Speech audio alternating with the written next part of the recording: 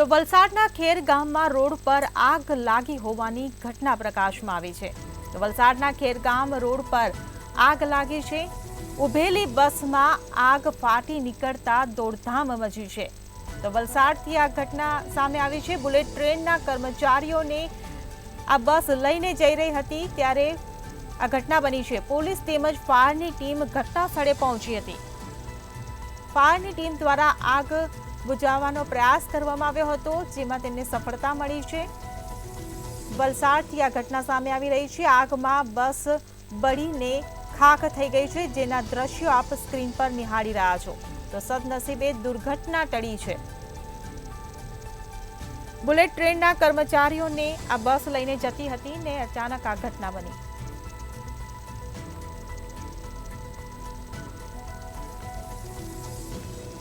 તો ફાયરની ટીમ દ્વારા આગ પર કાબુ મેળવવામાં આવ્યો છે। તો વલસાડથી આ ઘટના સામે આવી છે। બસ બળીને ખાખ થઈ ગઈ છે। વલસાડના ખેરગામ રોડ પર બસમાં આગ લાગવાને કારણે બસ ભસ્મીભૂત થઈ હતી। ઉભેલી બસમાં આગ ફાટી નીકળતા દોડધામ મચી હતી। બુલેટ ટ્રેનના કર્મચારીઓને આ બસ લઈને જઈ રહી હતી અને બસ ઊભી હતી તે દરમિયાન બસમાં આગ ફાટી નીકળતા બસ ભસ્મીભૂત થઈ ગઈ હતી। જો કે સદનસીબે દુર્ઘટના ટળી હતી। ફાયરની ટીમને જાણ કરવામાં આવી હતી। તાત્કાલિક ફાયરની ટીમ ઘટના સ્થળે પહોંચી હતી। પાણીનો મારો ચલાવીને આગ પર કાબુ મેળવવાનો પ્રયાસ હાથ ધરવામાં આવ્યો હતો, પરંતુ આગ જે છે તે બળીને ખાખ થઈ ગઈ હતી।